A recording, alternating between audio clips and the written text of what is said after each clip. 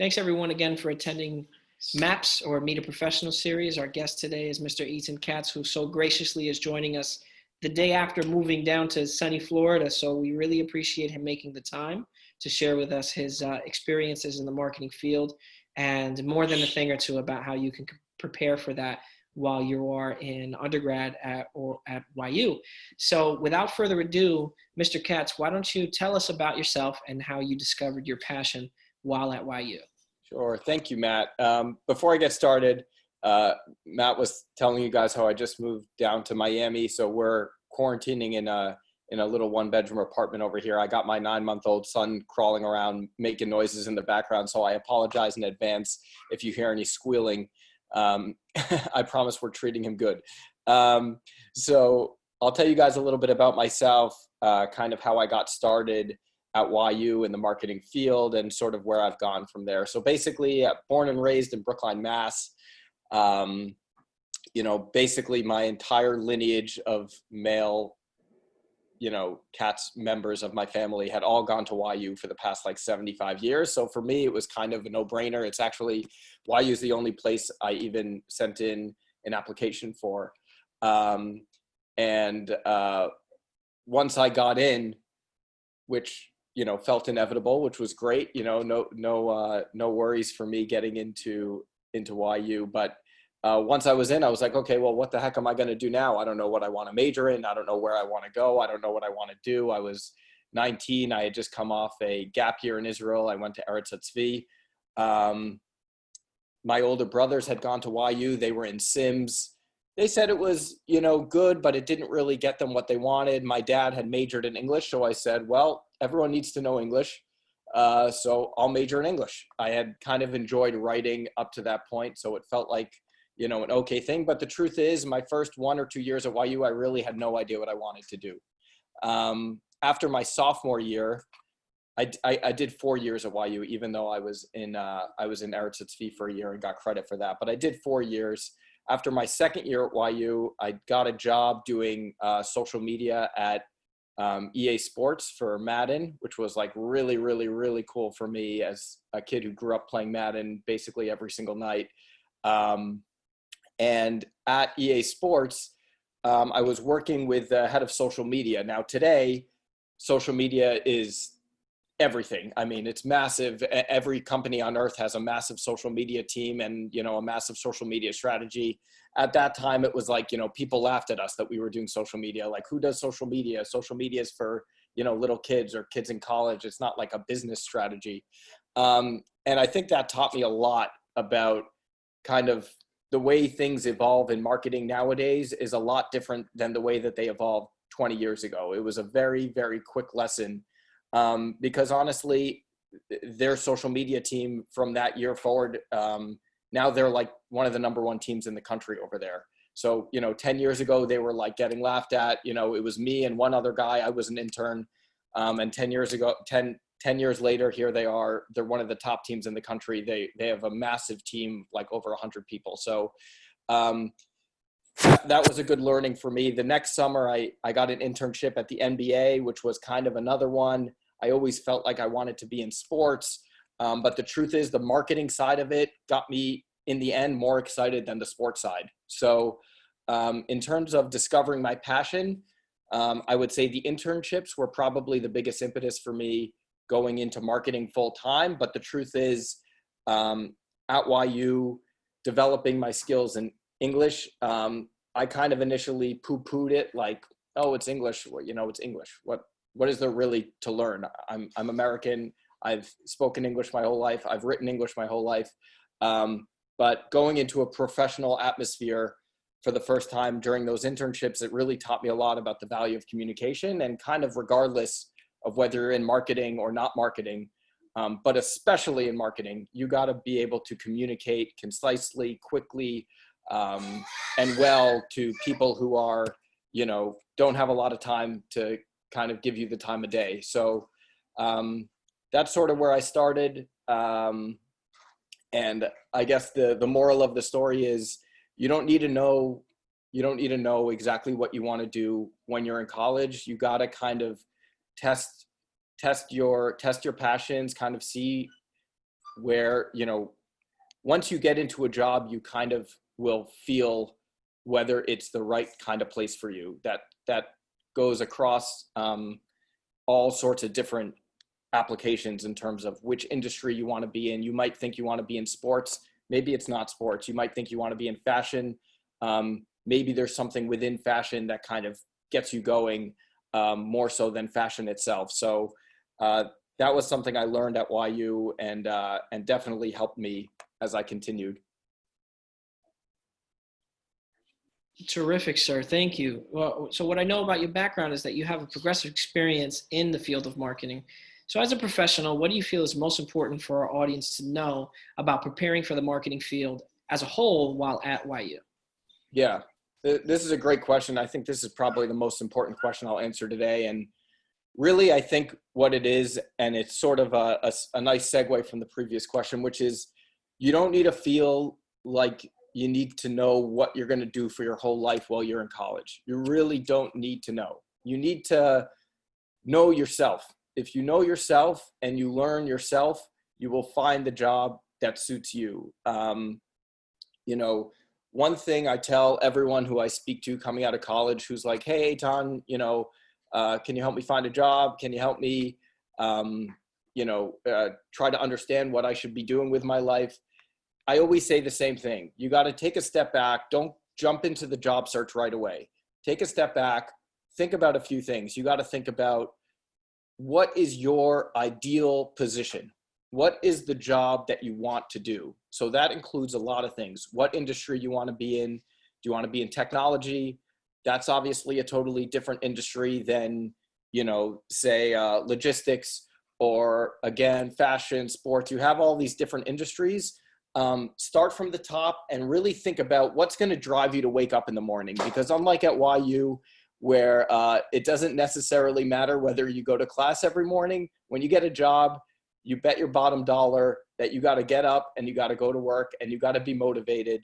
And the only way that's going to happen, and again, you're not getting summer breaks. So the only way that's going to happen is if you really, really, really have passion for what you're doing or for the people you're doing it with or for the industry you're doing it in.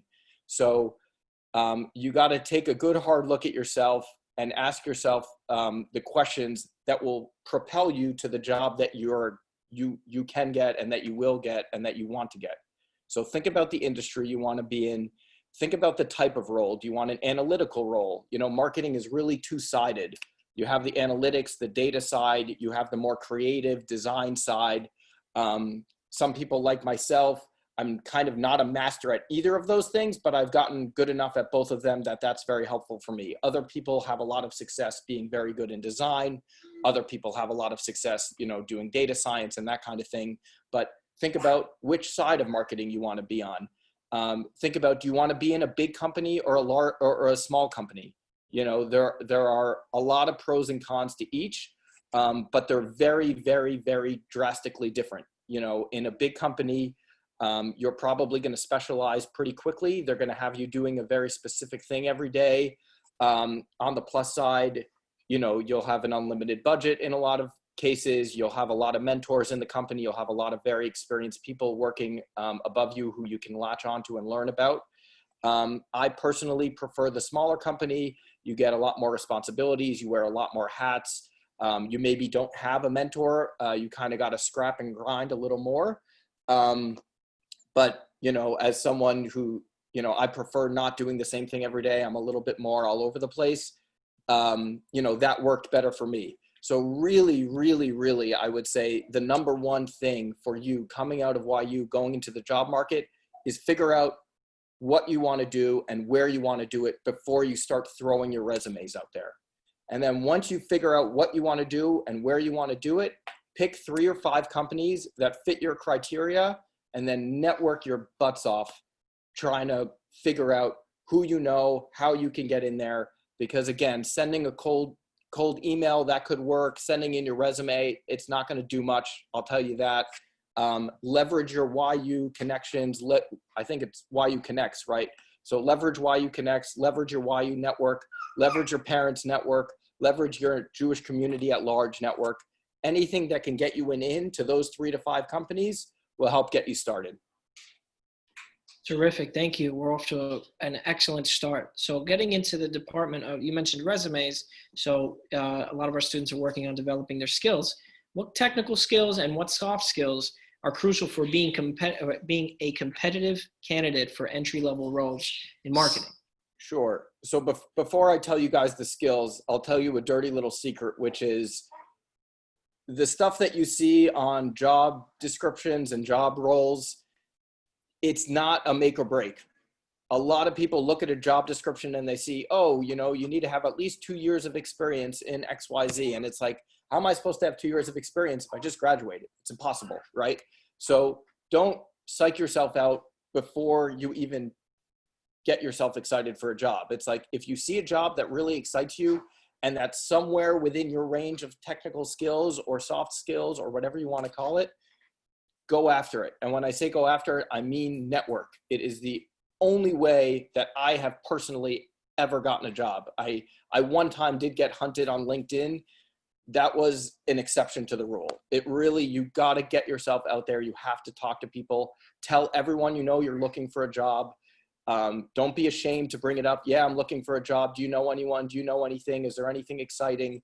So that's just, first of all, don't psych yourself out based on a job description. You're all going to be as inexperienced as everyone else coming out of college. Your advantage is your network. You're Jewish. It's a huge advantage. In terms of the skills, I mentioned earlier, there's sort of this two-sided seesaw in marketing. There's really the creative side and there's the more technical data side. It's really hard to say exactly which skills you need on the technical side. Which technical skills you need without knowing what you want to do. So obviously, if you're trying to be a designer, you're better off learning, you know, Adobe Photoshop and Illustrator and kind of that whole suite of products. And that means using them every day, you know, getting better every day. Don't just wait until you start your job to get going on those. If you're doing data science, you know, learn your SQL, learn your Python, your R, whatever the hell it's called, learn it, do it as often as you can before you start working so that when you go in there, they don't feel like they need to train you for a month. I'll just give you guys a list of a few things that I've used that I think are super duper easy and kind of instant value adds anywhere you go.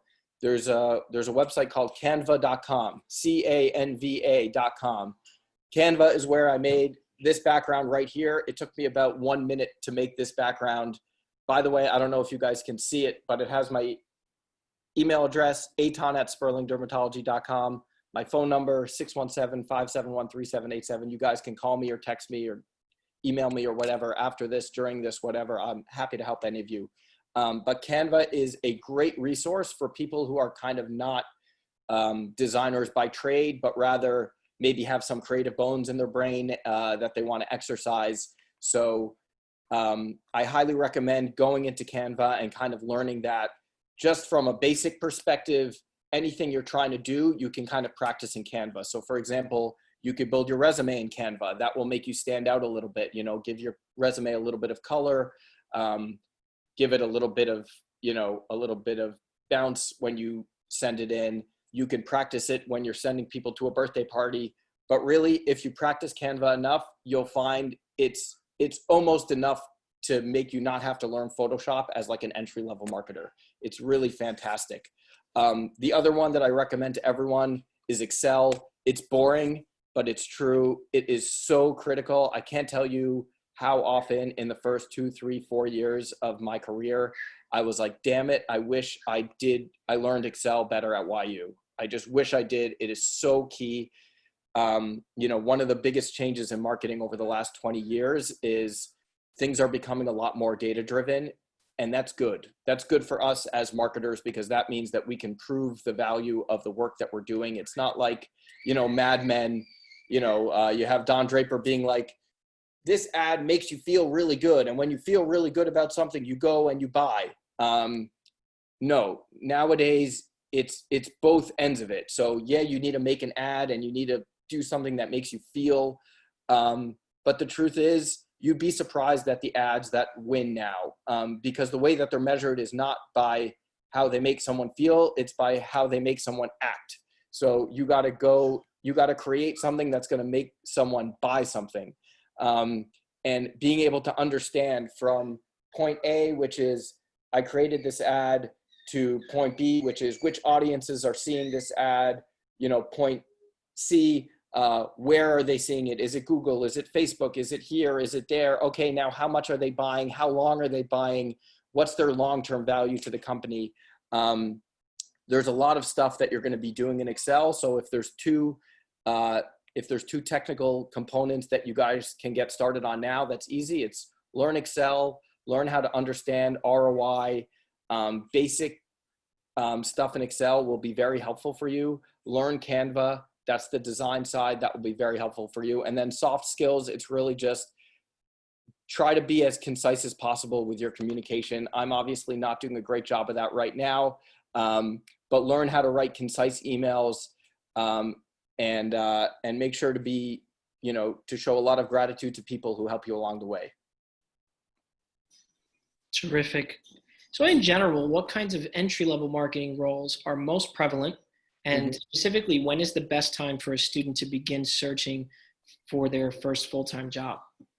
The best time to start searching, as I mentioned earlier, is once you have taken a good hard look at yourself and really gotten focused with what you're looking for. It kind of doesn't make sense to just go and send your resume out to a million people. It's just not going to work. First of all, if someone gets back to you and you're not excited about the job, they're going to know right away, and that's not really helpful for you.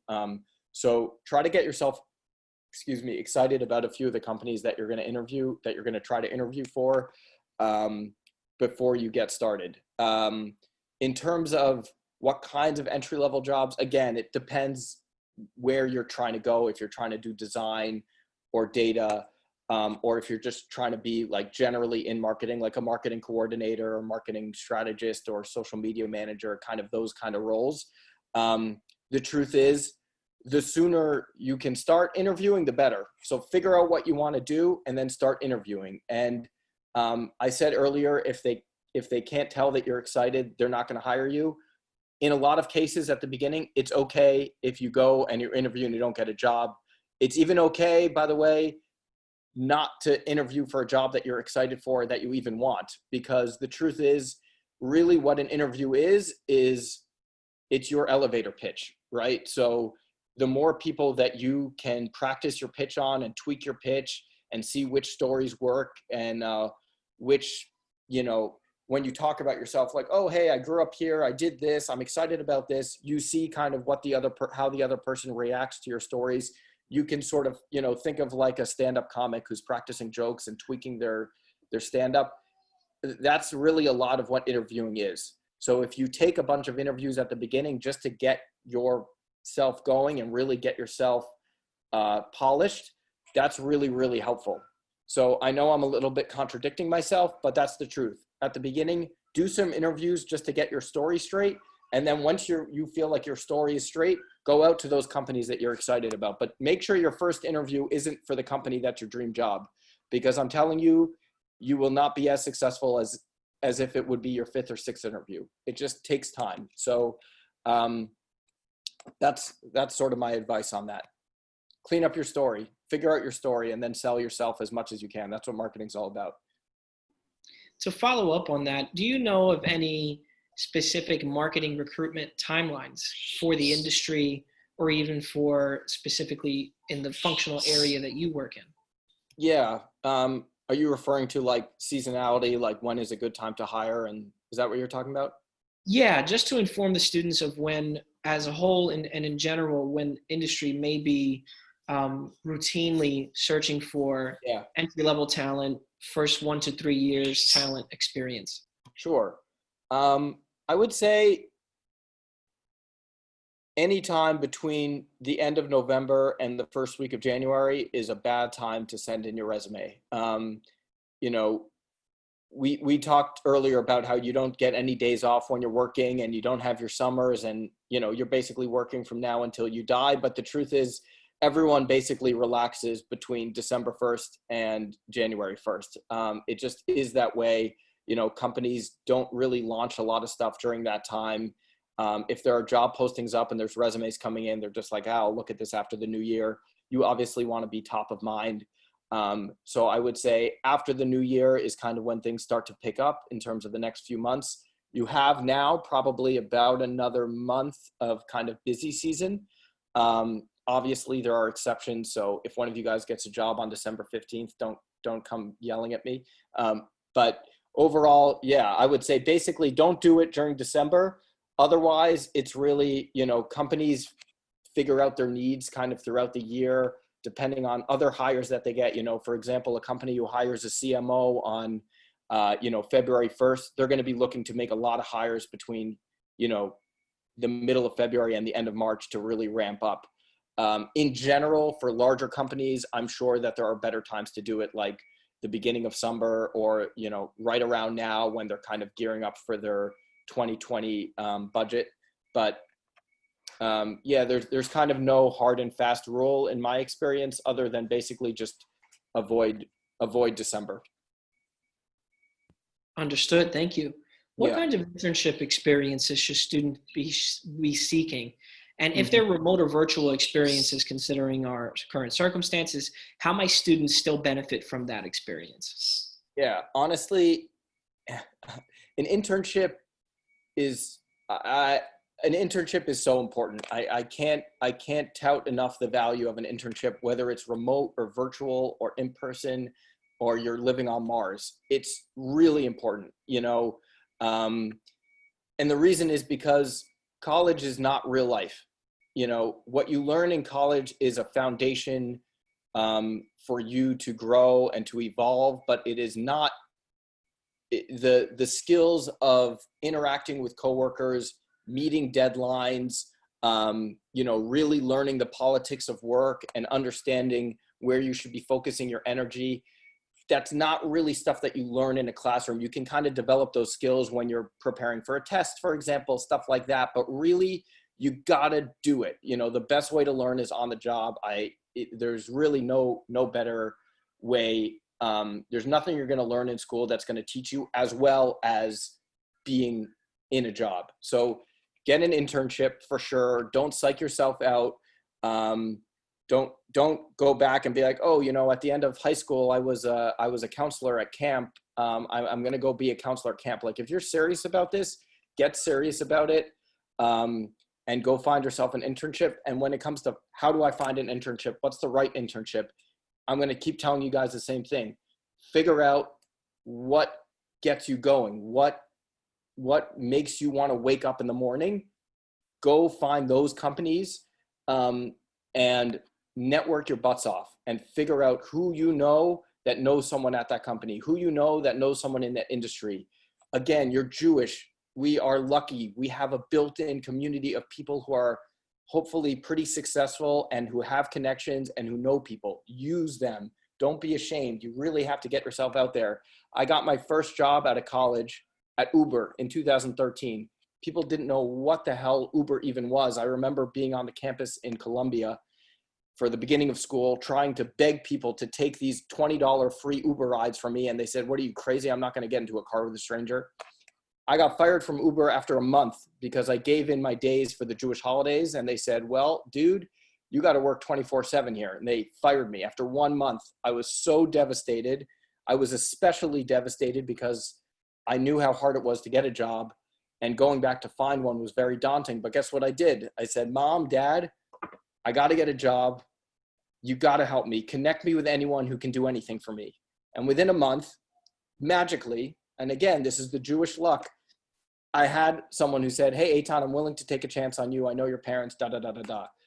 Listen, it's not always pretty. It's not always fair. It doesn't mean you can't use it. So leverage everything you got. The job market is ferocious. I can't tell you how many times I got to the last round of an interview and lost.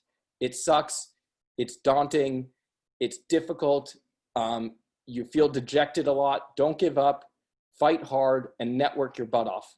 Get someone to go to bat for you. You almost shouldn't have to even rely on your resume because your resume doesn't have anything. So rely on your relationships. Build relationships. Find an internship. If it's not in a field that you're really interested in, but it's with someone you trust who you think will be able to teach you, go for it. And again, remote or virtual, an internship is what you make of it. I promise you, inside of the office as an intern, you're as invisible as you are when you're on Zoom. So it's really up to you to seek work and to seek responsibility and to make your mark. And by the way, the people that I worked at in my internships, they still give me recommendations to this day. They love me. So find people who will love you, who will mentor you, and they can take you further than you can ever imagine. Terrific, thank you. So your education credentials include not only a degree from YU, but also a degree from Katz in marketing. Can you tell us a little bit about what went into the decision to pursue further study? Sure. So I will never forget one of the days at my NBA internship in 2011. We had a meeting with the then sort of VP of basketball, whose name is Adam Silver, who's now the commissioner. And he opened it up for questions. And I said, Mr. Silver, I don't love school. I'm not a school person. But my parents tell me I got to go to graduate school. What do you think about that? And he said, very simply, go to graduate school. It's worth it. And that sort of stuck in my head. I have since developed a little bit more of a nuanced view on graduate school, which is from talking to a lot of coworkers over the years who have done graduate school, Harvard Business School, executive MBAs, all sorts of different stuff. And a lot of them say the same thing, which is they feel like the network is even more powerful than the education. In some cases, this is obviously not true. The education is very, very critical. But I would say for YU, I felt like I already had the network. So to me, it was more about the credential. I felt like YU had a good price. I had heard good things about some of the teachers. I kind of convinced a couple of my friends to sign up with me, and we did it together. And honestly, I did it while I was working full time. So would I do it again? I would say yes. I'm not entirely convinced, to be honest, that it's for everyone. I don't think it's for everyone. It is hard. I would definitely, if there's one recommendation I can make about graduate school, it would be to do it after you've started working. Don't jump from school to school. Get yourself into the workforce, get yourself going. You have no idea how much more value you will get from school once you go into the workforce and go back to school. Because otherwise you're just in that same mentality of school, I got to get these tests done. Once you're in work, you realize what the value of school is, which is building that foundation of education and really going back to the basics, learning the theory behind how things work, why they work, and getting that in the YU Cat School. Actually, with all honesty, it helped me in a lot of ways. It helped me go from one job to another. I got a raise after that. It wasn't like, oh, you got a degree, you get a raise. But the things that I learned in school absolutely did help me. So that's my take. Not for everyone, but if you're going to do it, start working first and make sure that what you go to school for is aligned with what you're working on. Understood. Thank you very much. You talked a lot about networking. Mm-hmm. A little bit perhaps about mentorship may have come into play from your network. So Yeah. What roles, specifically mentorship, now that you've spoken about it, play in your career? Yeah. Early on in your career, it's probably the number one thing. I mean, I've said it a few times. Your resume just doesn't do much for you right now, unfortunately. Listen, obviously, if you go work at Harvard or you go work for, the New York Yankees and you're trying to work for them, then yeah, your internships and that stuff will help. But you need people who are in your corner. That's really what it is. You need people who will go to bat for you. That includes people like we've been talking about in the Jewish community, or your parents' friends, or your friends' friends, or, just some person you met at a bar once who told you, oh, hey, I like you. Do you want to come work for me? That stuff is really helpful. But once you have a mentor, that helps you for your whole life. I mean, I told you at EA Sports, I had a guy who was director of social media there when I was there. He's now the head of digital marketing at Nestle. I still speak to him. He still helps me. He's still offering me a job. Come out to Chicago, come work for me. I worked for this guy when I was 20 years old. I didn't know anything. I just became friends with him, honestly. Gets people in your corner.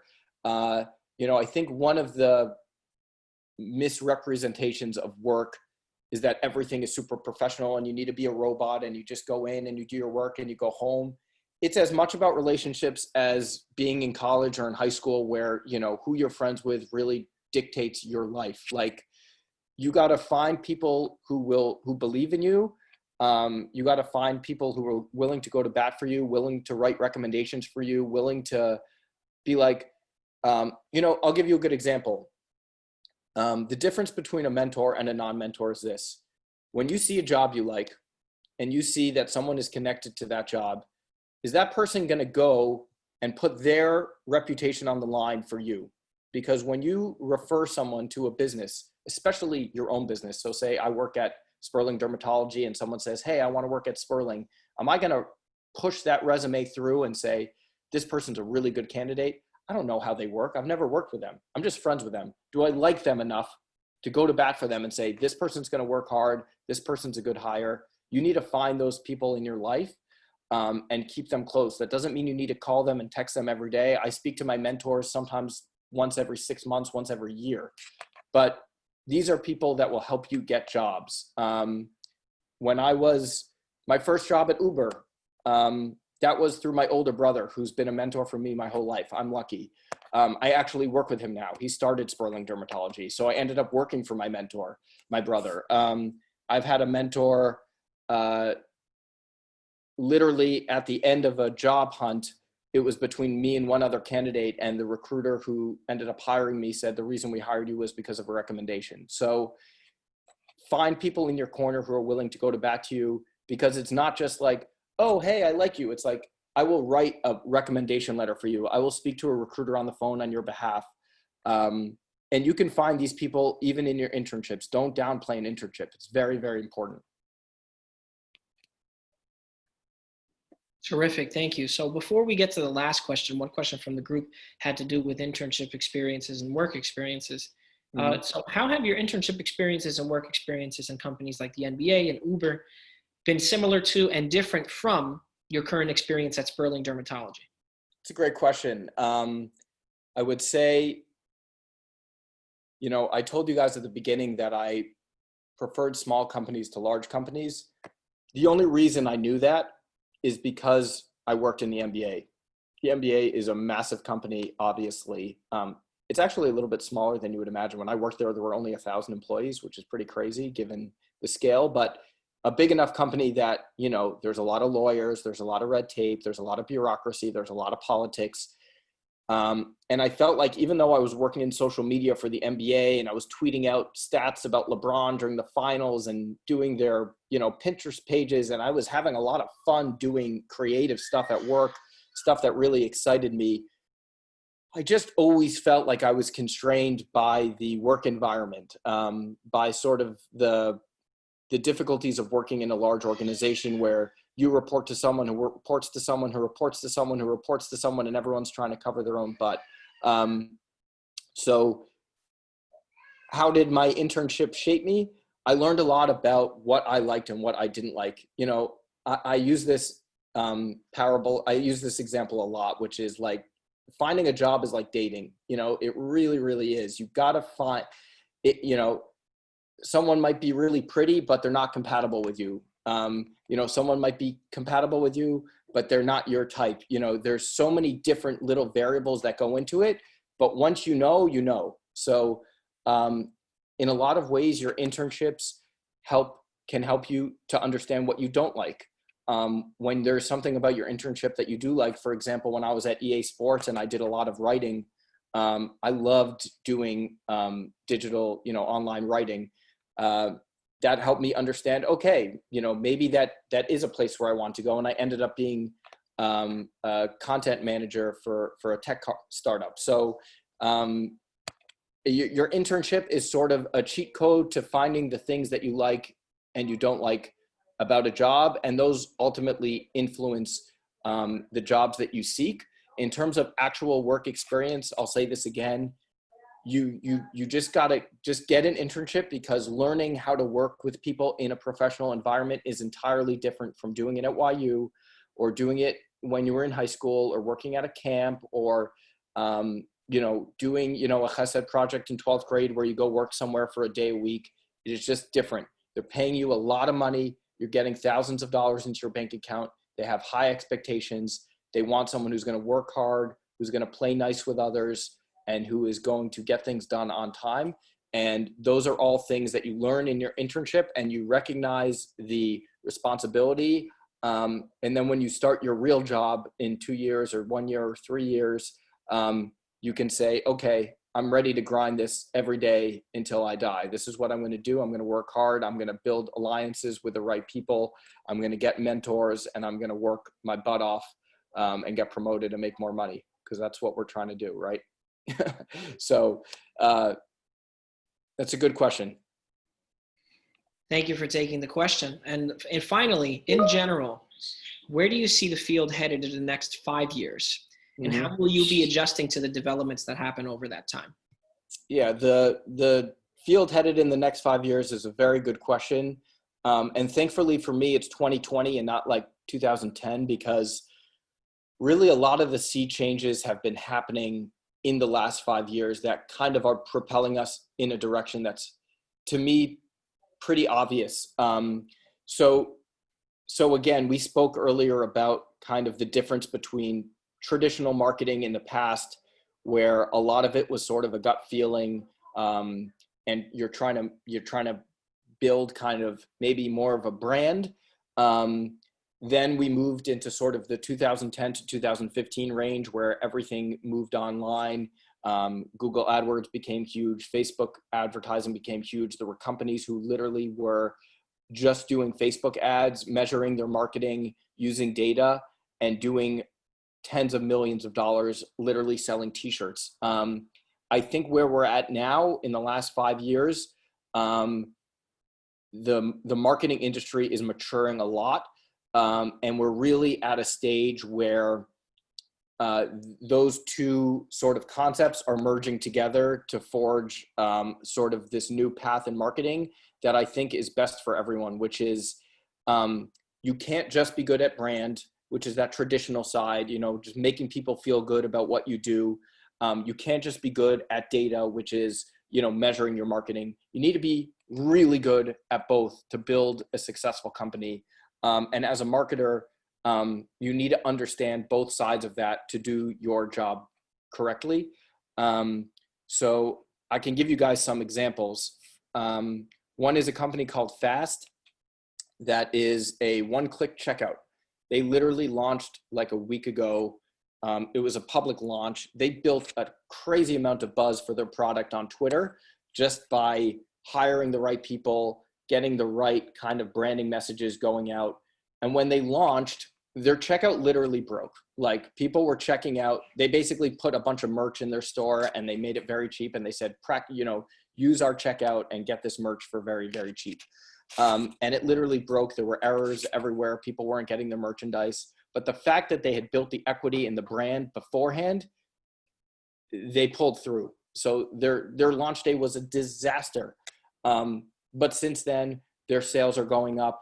Their Twitter numbers are going up. Their brand is increasing. People really respected the fact that they launched in public and that they failed publicly.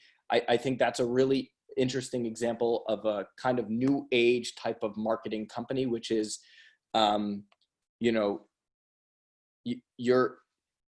things got really, really big from 2010 to 2015. It became very global. Social media made everything easy to reach people. And over the last 5 years, things have now shrunken down and gotten really small. Companies are succeeding by finding their niche and dominating their niche. Facebook groups were kind of an afterthought 10 years ago after they were very popular in the early days. They've come back with a vengeance. People are having success running companies through Facebook groups. It's crazy to imagine, but it's true.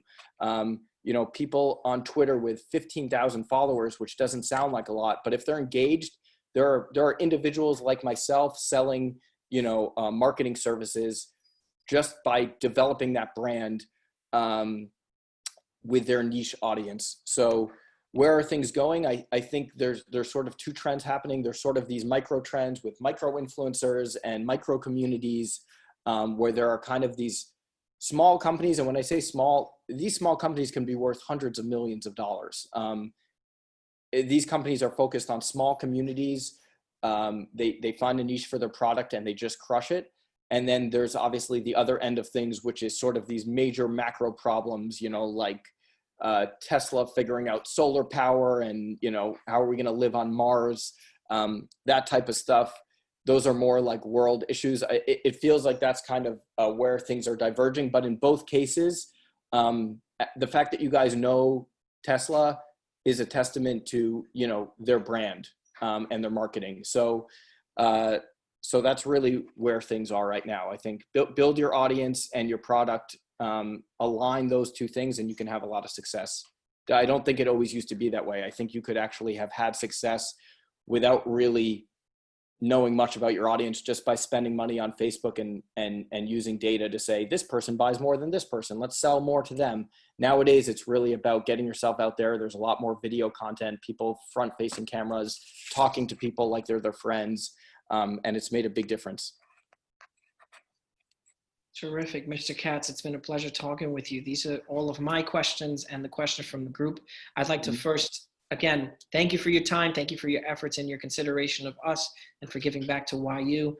I'd like to put out the floor to the students who are in attendance. Please take the next minute or so to formulate some questions and put them into the chat. I will be sending into the chat right now a survey for this event. So the fact that you're coming here gives us an opportunity to get some feedback that I may be able to utilize with the team to continue to develop these events moving forward. So if you please take 2 minutes to fill it out, that would be terrific while you're thinking of your questions for Mr. Katz. So we'll take about a minute to see if you'd like to ask follow-ups to anything that was talked about or more.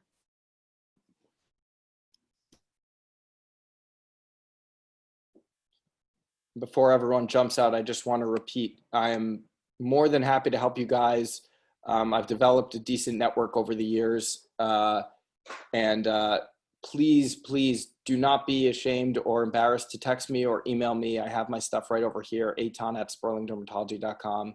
I have my phone number. I'm literally giving it to you guys. When someone offers you free advice and free networking, take it. That's another piece of advice I'll give you. Follow up with people. Even a little thank you note. I'm not saying you have to do that to me, but in general, if you talk to someone who helps you, say thank you to them. You never know when they can help you in the future. I really appreciate how gracious you are in sharing your contact information. It doesn't happen super often in events such as these. Sometimes it's mitigated to contacting on LinkedIn or what have you, but this is a very great opportunity to connect with Mr. Katz. If you're in the space, follow up for a conversation that can be very similar to this one-on-one. Get some prepared questions in order that you'd like to do a research in advance, as I did, to make sure that they're targeted to what this gentleman can offer you, and see what you can gain from that conversation. The one question that we did get from the group was, can you describe what a typical day looks like for you? I would add to that what a typical week may look like for you. Sure. It's a great question. It's one that I get asked a lot, especially from people who are just starting out. And it's a question that I asked a lot when I was just starting out. And the truth is, it really depends. When you're working at a larger company, your schedule is going to be pretty straightforward. You are going to have a job or a project that you're on, and your role is going to be to kind of do that job. I know that's kind of a general answer, but in a larger organization, it's really going to depend on your role. A lot of times in a larger org, you're going into work, you're doing the same thing or the same type of thing every day. And that's a lot of times why you'll see people go from a large organization, they work there, they build their foundation, they really learn an industry. And then after a couple of years, they move to a smaller organization to get more responsibility, to grow more outside of their specialty. But from my experience, that's sort of in a larger org. In a smaller org, man, it can get crazy. It really can. Your boss can say, hey, we're working on this project, and you're working. And then all of a sudden it's like, we need this now, like do this second. And you just stop what you're doing and you do that thing now. So I will try to give a more descriptive answer to you though. when I wake up in the morning and I get in front of my computer, I'm working entirely remotely right now. The first thing I'm doing is I'm looking at our data. So as the director of marketing, I'm sort of responsible for marketing and sales. That includes, lead generation. So how many people did I get to raise their hand and say, I'm excited about your product? How many of those people who became leads did we contact within 24 hours from the sales team? Of those people that we contacted from the sales team, how many of them booked appointments? Of the people who booked appointments, how many of them showed up? How many of them showed up? Out of how many of them showed up, how many of them purchased? How much did they purchase for? Did we upsell them? Are we going to keep them as long-term customers? I'm looking at all that data on a dashboard. You'll find pretty quickly in marketing that dashboards are a cheat code. That's another interesting point about Excel is you can use Excel to kind of create dashboards. There is so much data nowadays that you can get lost. Figuring out exactly the data that you need to know, and then turning it into a dashboard so that you can look at it in less than a minute and see what you need to see. That's been a very, very, very important sort of evolution for myself as a marketer. I build all my own dashboards now using something called grow.co. But I look at my dashboards, depending on the day. For example, on a Monday, I'll go through all of our comments on social media and I'll respond to those. I'll take a look at our Facebook and Google campaigns and see which ads are performing and which ones are not performing, and optimize, see, which ones I should leave on, which ones I should turn off, which ones are working, why they're working, potentially work on some new creative in Canva to launch to Facebook to get the machine working. I will typically have a call with the sales team probably a few times a day, honestly, just to be on top of them and make sure that they're getting the leads and the lead quality is good. For example, right now we're looking to hire a designer. So if any of you guys are designers, we are looking. That's something that got thrown on my plate. I had to build a job description. I had to network out and try to find someone who can do that job for us. What are other things that I do? We recently launched a referral program. So anytime we launch anything, essentially the first thing we do is we create a landing page for us to gather the information so that we can disseminate it. So we use something called Instapage to build an landing page. We collect that information. We use something called Zapier, which is a ridiculously cool tool for small businesses, Zapier, which basically connects all these little cloud companies. So for example, someone gives their information into Instapage, it zaps it over to Google Sheets, and then it could zap it over to Salesforce or whichever CRM you're using, and you can zap out an email that says, hey, welcome to Sperling Dermatology, So in a lot of ways, I'm doing a lot of back-end systems, making sure all of our reporting and tracking is correct.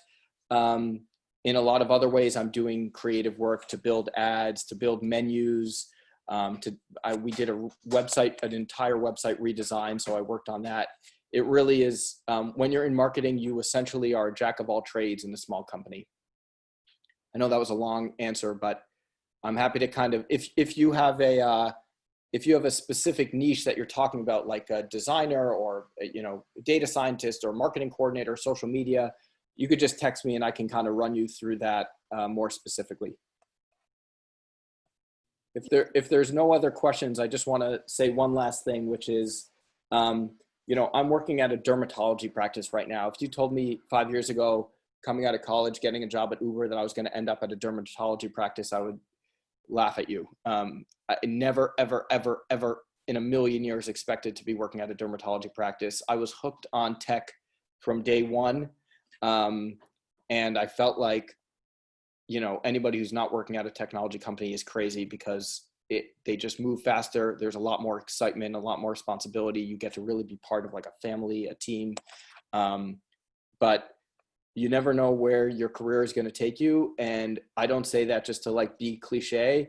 I say that because a lot of times you sort of build this story for yourself of what your career is going to be and what your career path is going to be. And sometimes you can get in your own way when an opportunity comes up that it doesn't fit your perfect puzzle that you've created.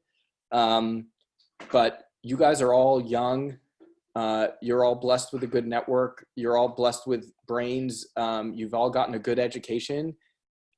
You can take risks. Like, don't be afraid to take a risk, to do something outside of your comfort zone. The only way I've ever gotten better is by doing stuff that I've never done before. That doesn't just include like taking a job at Sperling. It includes like when I started my job and they said, hey, Eitan, can you look through these Excel sheets and do X, Y, Z? And I'm not good at math. I'm not good at Excel. And I said, damn, I got to learn this. That you just got to say yes and figure it out. And that's the best way you're going to learn. And that goes for finding a job too. So I know I spoke about, finding the 3 to 5 companies you want, but if an opportunity comes up that's outside of that, explore it, take the interview. You never know what you might find. You might get along really well with a hiring manager. And ultimately, the most important thing about your job is who you're working with. So find people you like within the companies that you're interested in. And don't be afraid to kind of move outside of your story that you've built for yourself. That's not actually reality. Mr. Katz, it's been a wonderful time. Thank you for ending on this note here with the group. Again, he shared his information. You'll be able to look him up based on that info. And we appreciate your time. So, Mr. Katz, I'll be in touch in the future, definitely to bring you on back if you have the time to make it for some virtual engagement. Thank you to the group, everyone. Have a great day. Be well.